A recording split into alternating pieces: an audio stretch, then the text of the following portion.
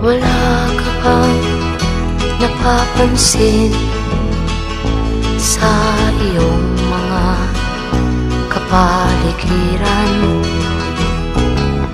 Kay dumi na ng hangin, pati na ang mga ilog natin. Hindi nga masamang pagunlad at malayo-layo na rin ang ating narating.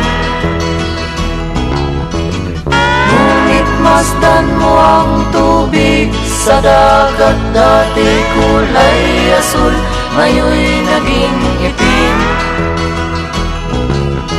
Ang mga duming ating ikinalat sa hangin, sa langit, huwag na nating paabutin.